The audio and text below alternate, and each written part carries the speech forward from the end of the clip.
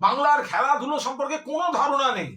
দেশের ফুটবলকে যারা লিড করে মোহনবাগান ইস্ট বেঙ্গল, তাদের নাম উচ্চারণ করতে পারে না। বেগুন ভেবেছে নাকি? বেগেন বেগেন বেগেন বেগেন আবার কি?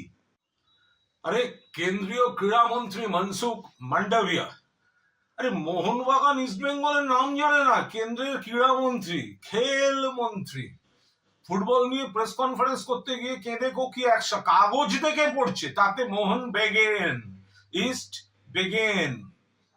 শতাব্দী প্রাচীন দুটো ক্লাব, জাতীয় ক্লাব মোহনবাগান, স্বাধীনতা সংগ্রামের প্রতীক মোহনবাগান, লড়াইয়ের নাম ইস্ট বেঙ্গল, একে অপরের পরিপূরক, সঙ্গে মোহামেডান স্পোর্টিং।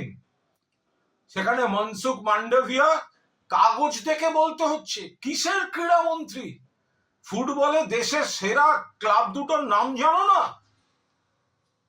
এরা বাংলার ইতিহাস, বাংলার সংস্কৃতি, বাংলার মনীষীদের অপমান করে যাচ্ছে, বাংলার অধিকার অপমান করে যাচ্ছে, খর্ব করে যাচ্ছে। বাংলার খেলাধুলো সম্পর্কে কোনো ধারণা নেই।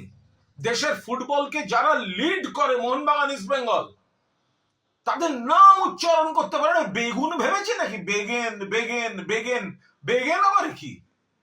মোহন বেগেন, ইস্ট বেগেন। পাশ থেকে প্রম্পট করতে হচ্ছে, দেখে দেখেও পড়তে পারে না। ক্ষমা চাওয়া উচিত।